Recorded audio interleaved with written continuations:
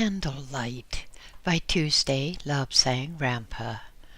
Read for you by BlueFriend in beautiful BC. Chapter 5. It was becoming difficult to go out in the grounds or to drive along the plaza in the wheelchair.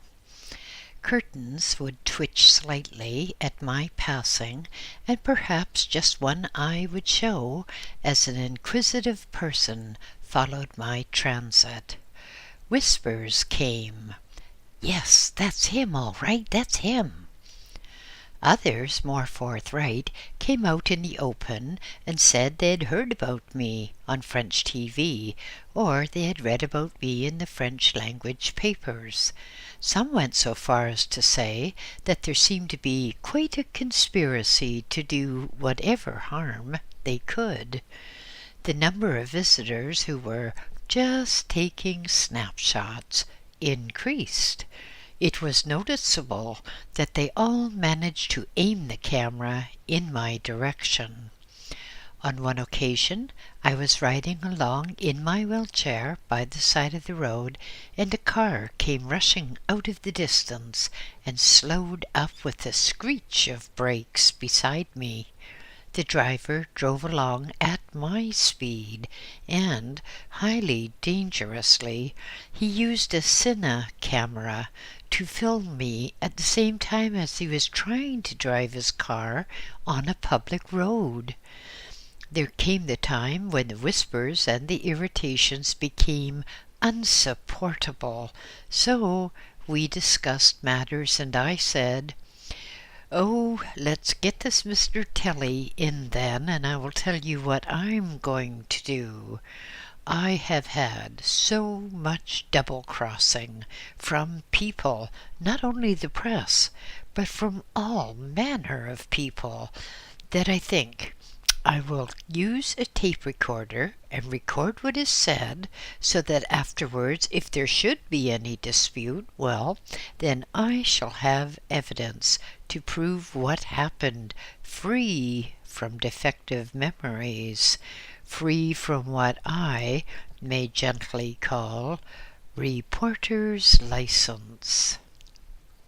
Within a very few days there came a rush and a roar, something like a modern jet plane taking on or off a space capsule or something, and the very fast modern car belonging to Mr.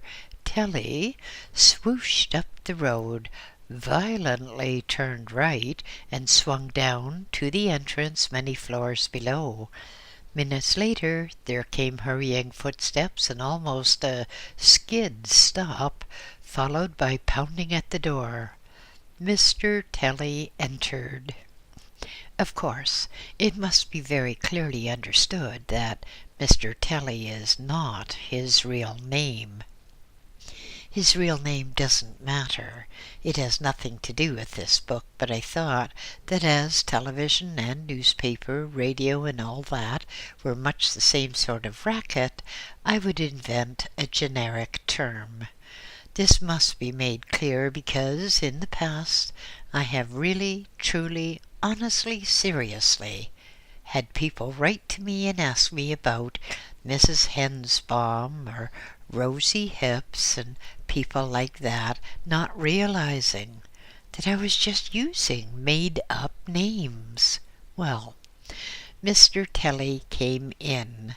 We had a few friendly words of greeting, and then he told me he'd got a whole list of questions, and I said, "Well, look, I'm a very sick man indeed, and I do not know that I can stand all the time and hardship or many hours of interview.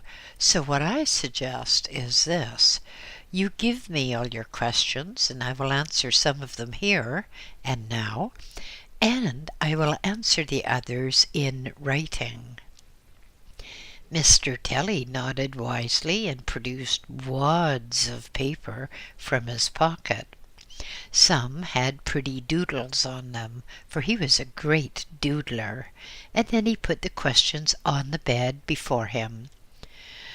"Before we start," I said, I do want you to understand clearly, Mr. Telly, that in this material I retain my copyright because I propose to use all this material in a book, which I'm going to write for the English language. You do understand that, don't you?" Mr. Telly looked a bit sour, and he said, "Oh, well, how am I going to manage then if it's your copyright? I cannot use the material myself, can I?" "Well, yes, you can, Mr. Telly," I said, "for I'm telling you that you can use all this material in the French book, which I understand you're going to write, and I will use it in the English book. So then we shall not conflict with what we're going to do, shall we?"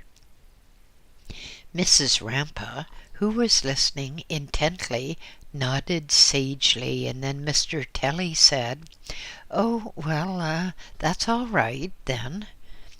"Now then," I said, "this picture you brought from that French language paper, well, it makes me rather sorry that I'm not more proficient in French. It's interesting that these fellows label me as a gentle fake.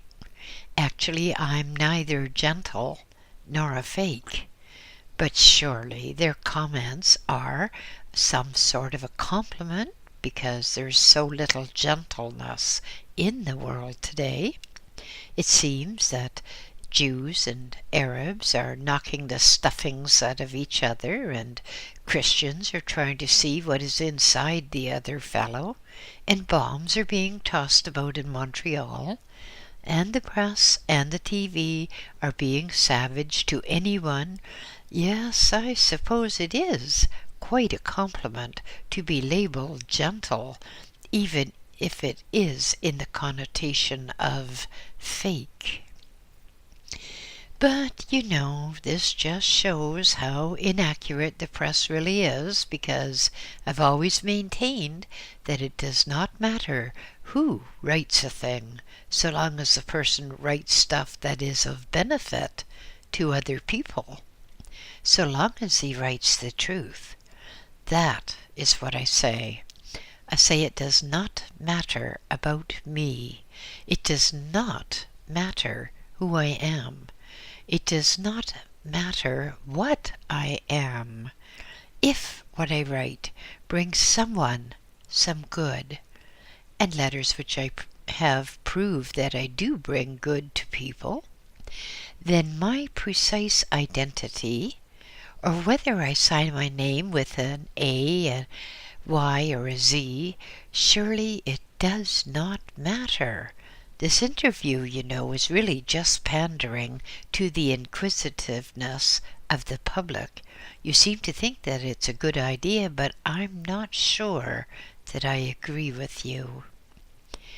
One of the complaints I have is this: I tell the absolute truth, and yet the press wriggle around, taking my statements out of context and making up something quite different, which I certainly did not say and I did not imply. I state that all that I have written is true. How can anyone distort that? But I have no doubt that the press will distort it somehow. Why do not the press go in for some sort of research? Surely they have enough money for it. They could do some research into authentic cases of transmigration. Even in the Bible there are cases of transmigration, and throughout history, throughout the libraries of the world, there are many really authentic cases recorded. Now, I must be careful when I say really authentic cases, because otherwise some moronic pressman will say, "Oh, he uses really, therefore he's implying he is not genuine." But that is not so at all. I state that I have experienced definite, authentic transmigration. And now you ask about this plumber business. Well, what is wrong with being a plumber? I am sure you have found the services of a plumber extremely useful at times. In fact, at times the services of a plumber can be a darn sight more beneficial to you than the services of a pressman. You get locked in the smallest room, for instance, and it takes more than a pressman to get one out. However, whether you believe it or not, and I couldn't care less, no, I have never been a plumber. If I had, I would be far richer than I am at present, because I believe that plumbers are extremely well paid. Certainly they charge enough. I have just said about you being locked in the smallest room, but there is one report which I had repeated to me some time ago, which gave me very considerable glee. There was a pressman with a very bad character, one who persecuted me without mercy, and he went aboard a ship to do some interviewing, and he was not at all wanted. He was not popular, even with his fellow reporters, and if anyone is unpopular with a fellow reporter, then he must be a pretty crummy specimen indeed. But anyway, this reporter had to go to the you-know-where, and while he was in that very small space, some of his associates barricaded the door, preventing him from coming out. Consequently, he missed the entire interview, and that was a good thing, because he was not a good writer, nor did he know the meaning of truth. But then, this could apply to all pressmen now, couldn't it? Well, returning to this plumber business, no, I do not know anything about it because, as I have stated, my story is a true story, and the pages in the Rampa story will give you as much as I know about this past life. Look at it like this. You go to a cinema show and you see a film which, for some extraordinary reason, is being run backwards. That is, the film runs from now to then. Well, you become confused. Your sense of time is altered because everything is reversed. But you try to remember a film you saw, what shall we say, 20 years ago. How much do you know about it now? Probably you were not at all interested, and if you wrote out exactly what happened in that film, which is being run backwards, it would not necessarily tally precisely with actual events. I have a completely eidetic memory about everything which has happened to me personally. But I'm not good at all trying to portray the life story of a person whom I have never met, and whom I never want to meet. What is transmigration? Well, I thought everybody knew what that was. If they don't know what it is, then they can't be very good at their religious studies, can they? Transmigration is stated to be the movement of one soul from one body into another body. There are many, many recorded instances in the world's history in which the soul of a person has departed from a body, but before death occurred to that body, another body was taken over. It's as simple as that. You can say, if you wish to make it clearer, that there is a car. The car stops, the driver gets out. Another driver gets in and drives off. The driver in this case can be likened to the soul. So the soul, which is the first driver, left the car, which is the body, and a fresh soul, which is the second driver, got into the car and drove off. Just as you can have a car which is driven by two people, one after the other, of course, so you can have a body which is occupied first by one soul and then by another. There's nothing very strange about it. Another way in which you could look at it, if it helps to make it clearer, is this. You have a storage battery, and the charge, which in this case is the soul, goes out of it with use. So then it's charged up again, and in effect the same battery gets a different soul. The difficulty is that here in this western part of the world, people are more interested in making money and in harming their neighbors. But in the eastern part of the world, there is a completely different concept of the purpose of living. In the Far East, people are more interested in the spiritual side of life. Things of the spirit have greater value than the things of the flesh. But you are still on about this plumber business and how it started. Well, in England there are many snobs, we must admit that. And if a person is a plumber or a garbage collector, then he's considered to be pretty low and not to have any education, and is supposed to touch a greasy forelock and say, "Yes, God, no God," to the customers who do not pay their bills. So the best way to pull a man down in England is to say, "Oh, he's the son of a plumber," or "he's the plumber himself," which I gather is considered to be even worse. I cannot help smiling, though, when I think that the founder of the Christian religion was a carpenter, which is no higher than being a plumber.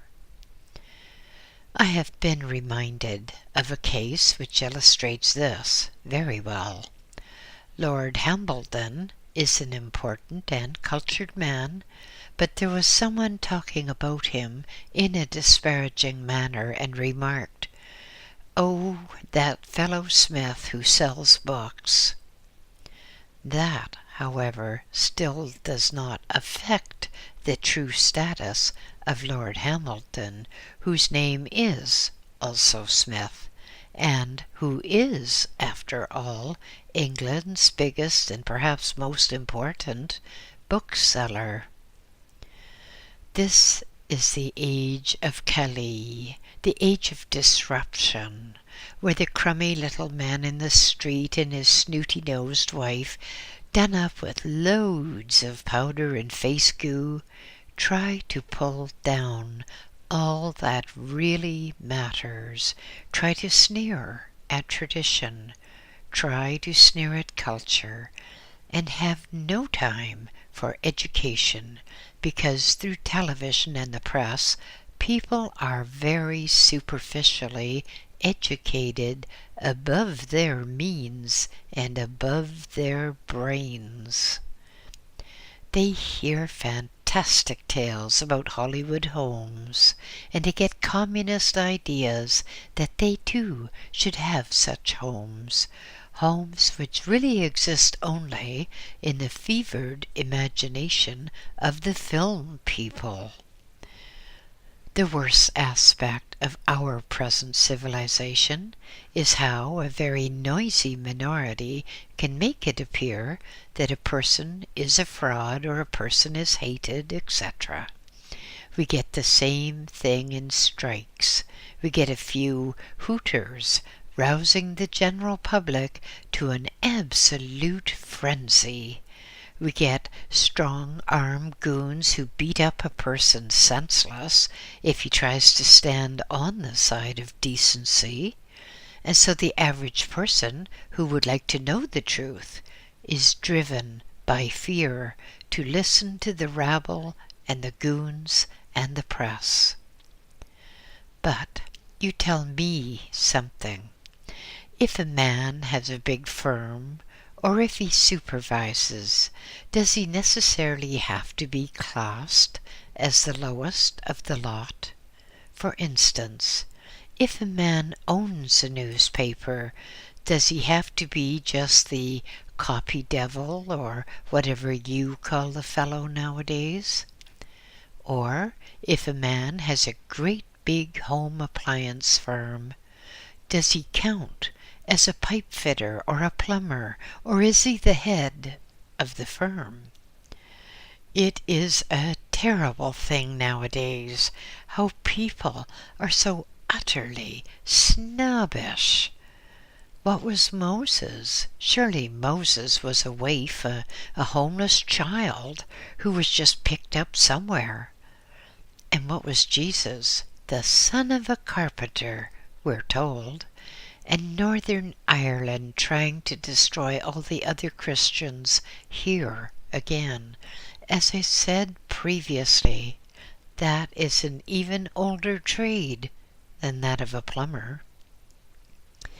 To bring it back to our present era, the press have also started a good thing in their own mind by bringing down royalty. Do they not refer so frequently to Princess Margaret as Mrs. Jones? Do they not refer to that very great man, Prince Philip, as just a foreigner who managed to get adopted into the British Navy or something? Strange, isn't it? And so why should we not call the editor of a newspaper a rag picker? After all, he does have a rag, does he not?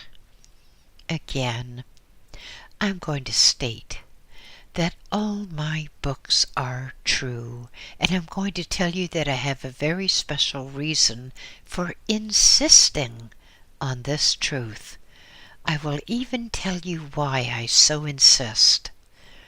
Transmigration is fact, not fantasy, and there will be many others like me coming to this world. If I can save any of those from the misery and the hell and the persecution which I have endured through hatred here, then my own suffering will have been more than justified.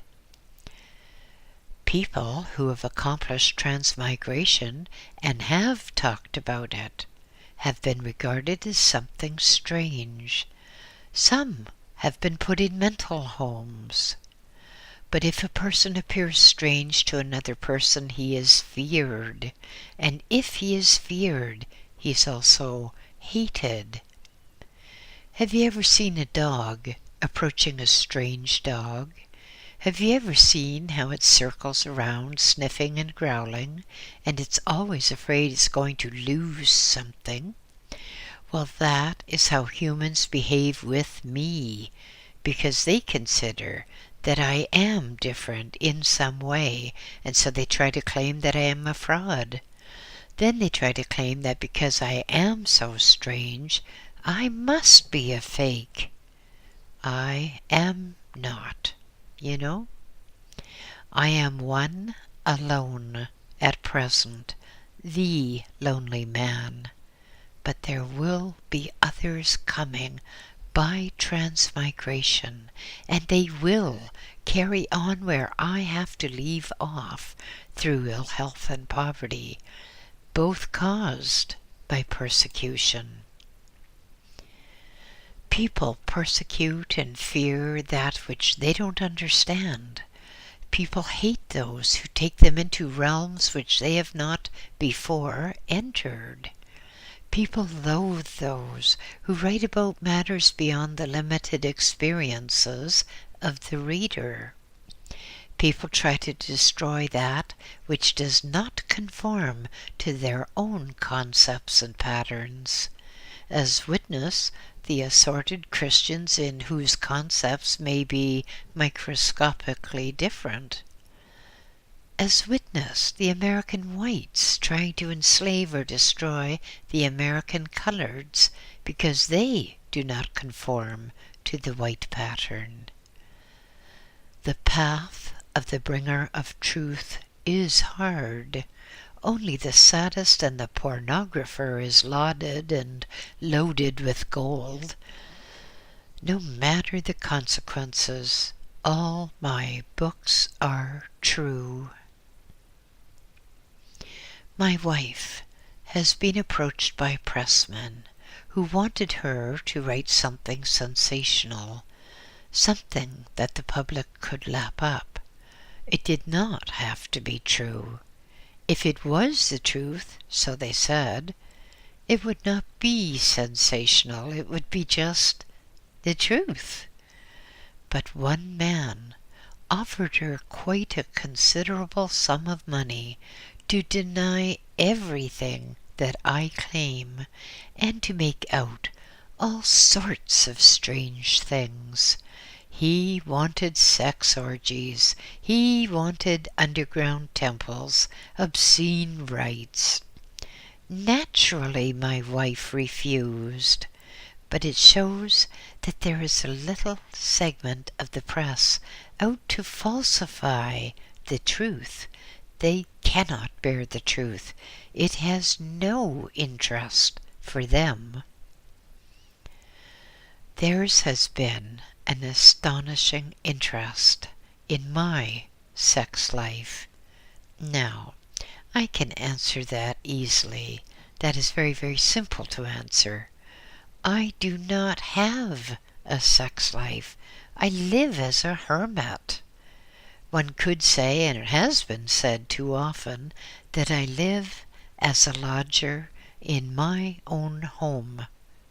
But there is no trouble with morality here. Each of us has respect for the others. And you know, we're not all sex-mad perverts. We leave that for others. Oh yes, I must tell you this. This should make you laugh. I had one communication from a lady, a French-Canadian, of course, who stated with great triumph that she knew I was a fake because I looked at my cats with love when she saw me on a filmed program. Love my little cats? Of course I do. I really, genuinely love both these little people. I love all cats, but I do not always extend that love to humans. Now, a word straight from the horse's mouth, or am I just a donkey instead for being lured into this? Anyway, here's a word straight from my mouth. It really astounds me how press people drum up a lot of criticism when they have not even read my books. Now, if somebody wants to criticize my books, and if they know something about the subject, why do they not read the books first? Probably because they will find that there is nothing they can criticize after. However, there it is. And yes, you can put all this into print if you want to. I would agree to it, but only if you include this sentence. I, Tuesday Love Sang Rampa, state definitely that all my books are true, and I am who I claim to be, and I state that others will come by transmigration. I hope they will get a better welcome than I did. Oh, good gracious, I thought we had finished all these foolish questions, but if, as you say, it's so vitally important to answer them, what are they? Critics' queries? But I don't mind critics. These people who criticize because they're ignorant and they don't know anything. But come on, bring out your questions. What are they, and what's the first one? Question.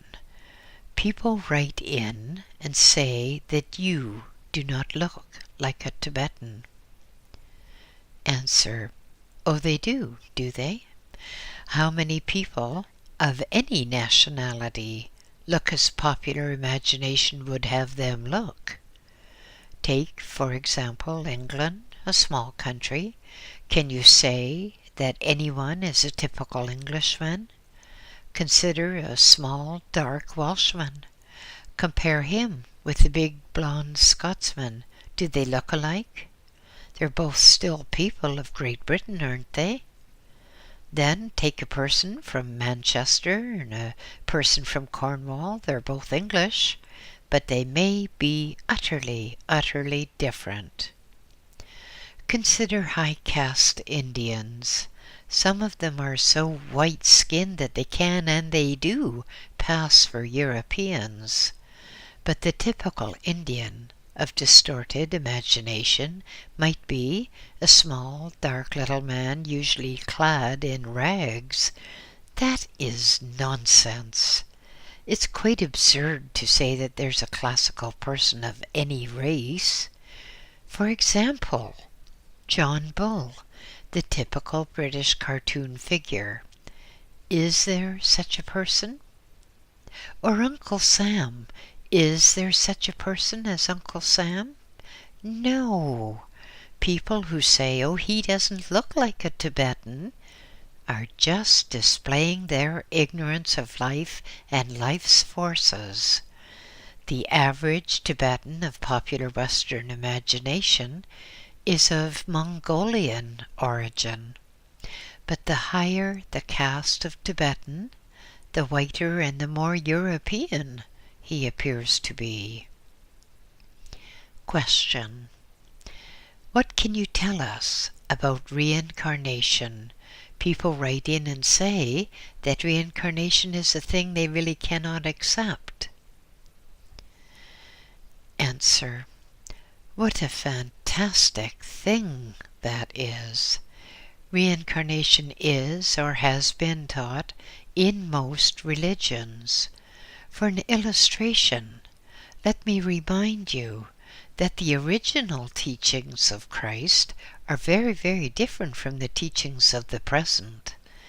Things are changing. Often the Vatican will issue an edict changing an interpretation. A person who's been a saint for centuries is no longer a saint. Dogma, which has been accepted for centuries, becomes changed overnight by papal edict. The same thing happens in the case of reincarnation. Christ taught reincarnation.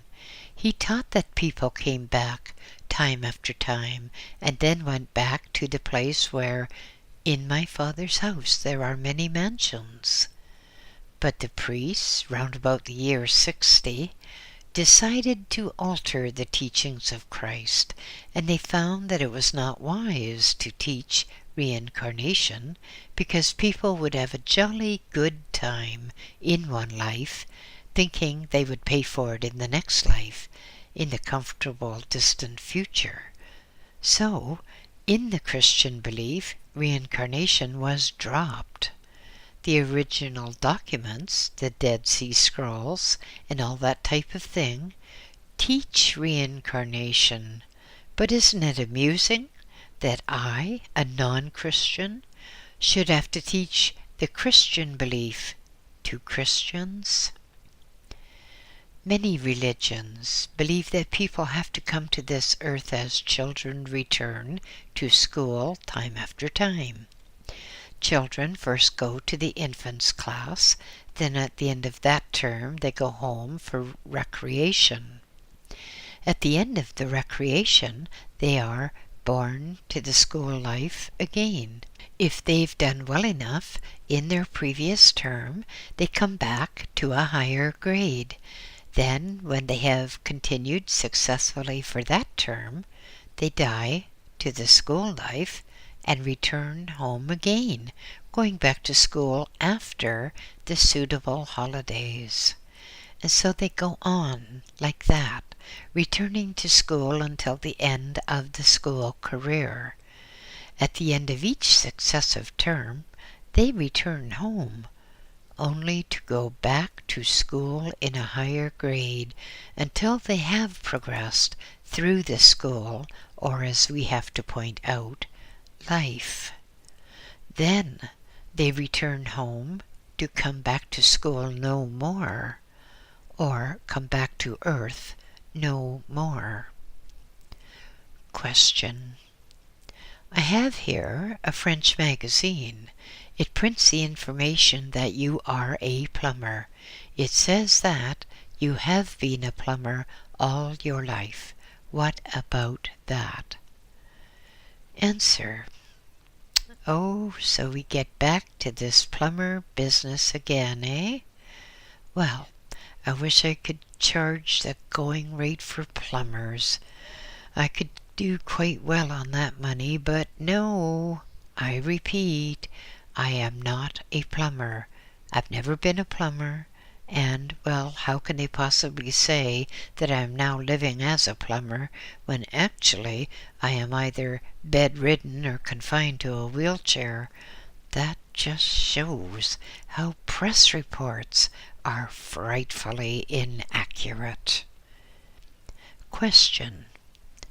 People say that you are very rich and that you live in absolute luxury. Answer. Just look about you. Do you think this is luxury? Did you not say that the floor is cold and I should have some carpet on it? There is no carpet on my floor, Mr. Telly, and while on the subject, I do not even have a television set, nor do I have a car. Is that luxury? It's very, very far from luxury, but I will give you a definite answer. No, I do not live in luxury. No, I do not have a big income, as you seem to imagine, or, let me be fair to you, as some of your colleagues seem to imagine. To start with, some publishers in England take as much as 50% from my small royalties before I get anything. Then, of course, there are agents' fees. Incidentally, the agent's fees are an investment because my agent, Mr. Stanley Knight, saves me an awful lot of work, and he keeps me on the right path.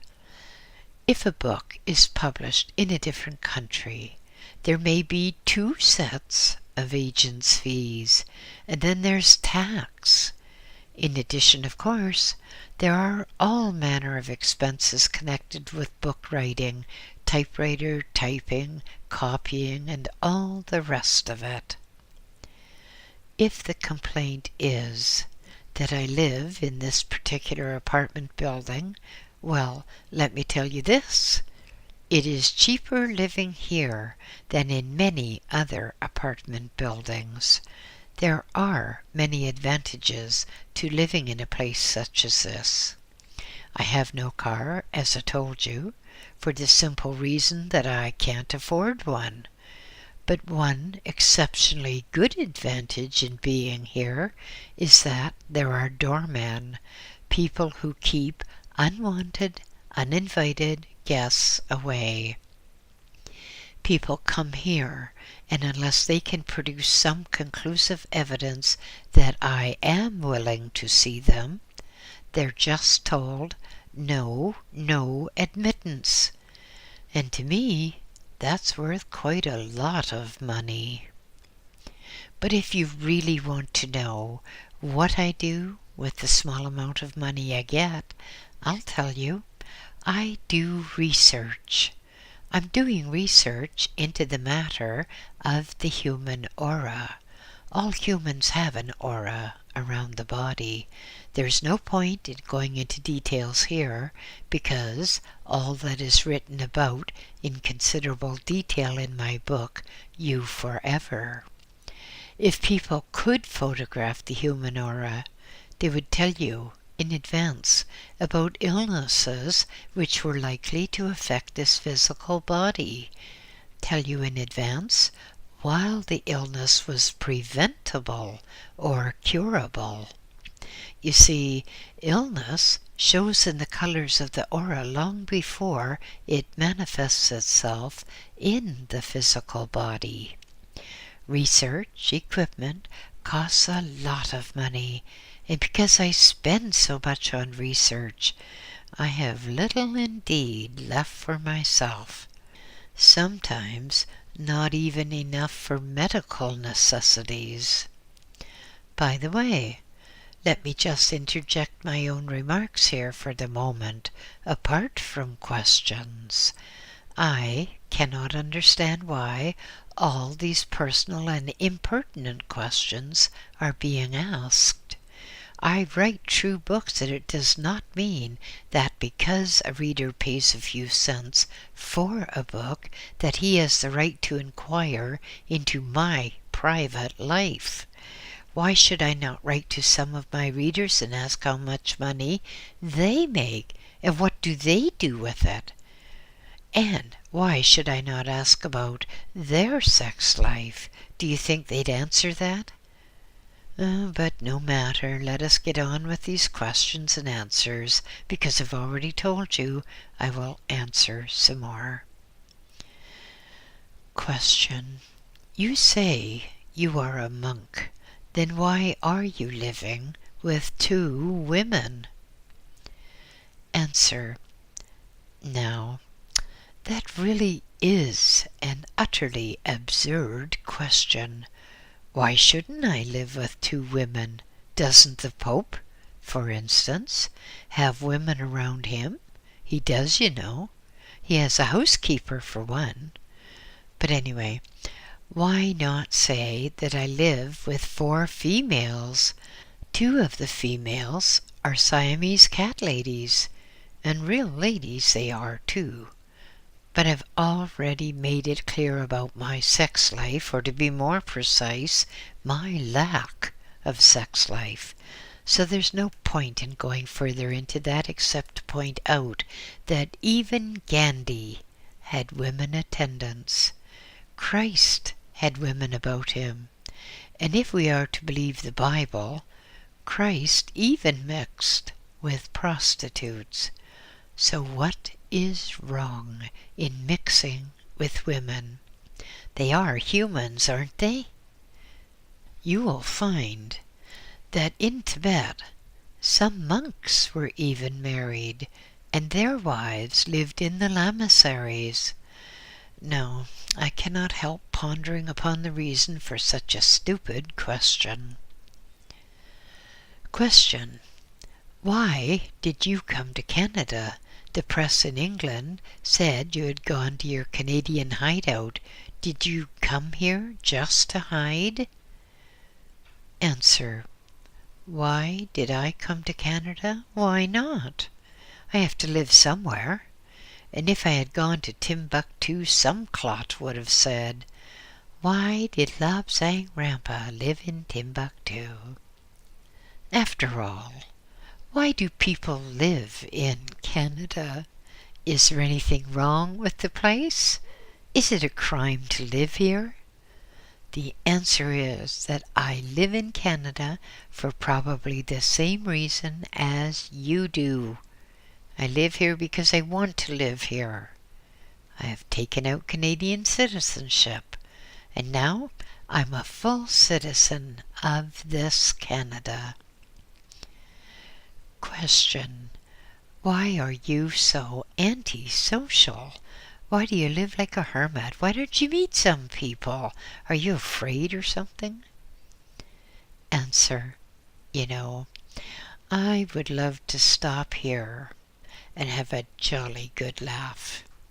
But time is pressing on, so let us get on with the sensible answer to a foolish question. I live as a hermit because I am utterly sick and tired of senseless questions and senseless people asking senseless questions. I've had people visit me, and I've been absolutely sickened by their selfishness. They say, "Oh, what can you do for me? I want you to do this and I want you to do that." People rarely ask what they can do for me. And another thing, before I learned by hard experience, I did see a few people, but many of them went away from me and completely misreported everything that had happened. Some tried to make money out of the press, and they went along. They sold misinformation for quite a packet of money. Now I have decided that there is no reason why I should pander to the senseless curiosity of people. I'm not a freak in a cage. I'm not a sideshow attraction in a circus. So I do not, and I will not, see people. I'm not afraid to meet people. Why should I be? I have told all there is to be told in my books. But then again, why should I meet people if I don't want to? Do you, Mr. Telly, meet everyone who thinks they can just drop in and waste your time? Why should I meet people when so many are just trying to criticize me or trying to get something for nothing? It seems to be thought that because I write books which people can buy for a few cents, that I have to put myself up as a sort of Aunt Sally and answer any fool question or see any mentally bereft person who could manage to totter to my door. Let me state, finally, that people do not have a right of access to see me. They do not have a right to come and see me whenever they think they will. I must tell you this. It has overtones of humor to it. When I lived in a different apartment here, I had a man come to my door after midnight. He was from a Middle Eastern country, and he arrived with quite a few suitcases. He came to the door, and when it was opened, he tried to get inside, saying, "I have come to live with you as your son." Well, that's something, eh? Eventually, we got rid of him. But I saw him much later in the morning, and he went away, apparently, satisfied. Some months after, I received a blackmail demand for $2,000, and a very savage demand that I should embrace and write about some peculiar religion that I'd never even heard of before. He was very insistent that I should write books in praise of that religion. Well, this was quite fantastic to me, but serious to him, and I've never been easily intimidated, so, unfortunately for the man concerned, he quite accidentally enclosed an indication of his address on about his sixth letter to me. The first letters were quite anonymous. Anyway, I got in touch with the U.S. Postal Inspection Department and with the police of the relevant area. The gentleman concerned was living in the U.S. illegally. He's not there now. And while we're still on the subject, I can tell you this. I have had people who have come to me in the greatest distress and have written to me claiming that the most dreadful things were going to happen to them and only I could save them. So, out of compassion, I have agreed to see them. One woman immediately wanted to jump into bed with me, an offer which I refused, and so incurred her enmity. She has, ever since, been trying to harm me. But others said they invented the whole thing because they knew that, without very good reason, I would not see them. Because of the treachery of this nature, I do not see people any more. Question. You have a business in England making touchstones and phonograph records. How do you say that you are poor when you have these business interests which bring you in money? No, I do not have a business in England or anywhere else in the world. I have no business interests of any sort except in writing my books, and Mr. Knight, my wonderfully reliable agent, looks after that business for me. But of course there are touchstones being made, and I did design them, but it's not my business, and I am no part of the business. Question. The press here publishes a letter which they say is from the Dalai Lama and saying that you were a fake. And what do you say about that? Answer.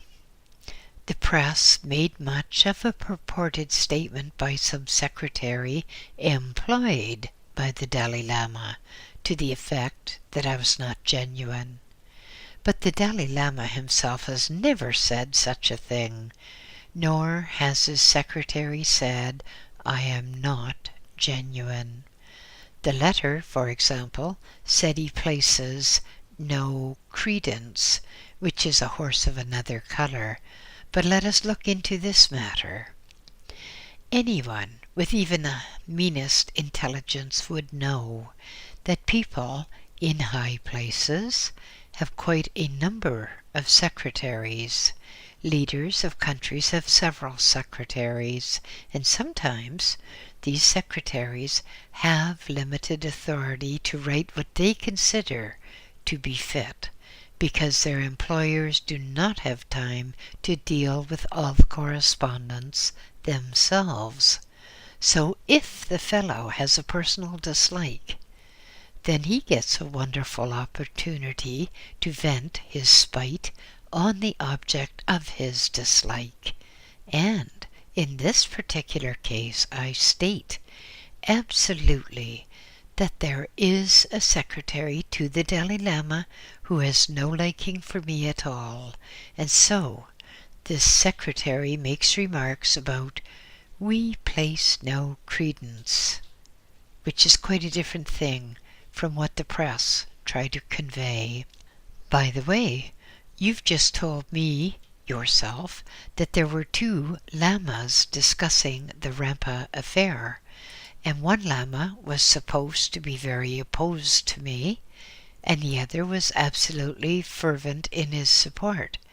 Yet the press, of course, take the side of the opposition. Why? There's a very well-known American author who went to see the Dalai Lama in India, and when Mr. B came back, he sent me a special message to the effect that when Tibet was free again, the Dalai Lama would gladly welcome me to the Potala. No, do not place words in the mouth of the Dalai Lama which he has not uttered. Instead, regard the backstairs secretaries as suspects. You don't know their motives? Perhaps I do.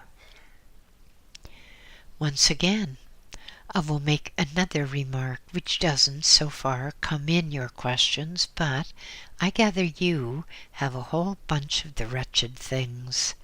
The press seem to be very confused about my identity, but why? Look at some well-known cases. Who was Shakespeare? Who was Bacon? Who was Moses?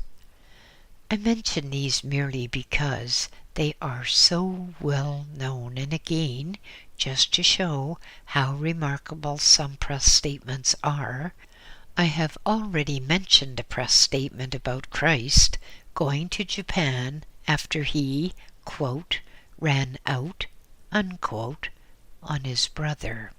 Well, what do you think about all that? Do you believe all this?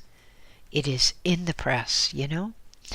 But if one is to believe all the muck the press publish about me, well, why not believe all the muck published about everyone else?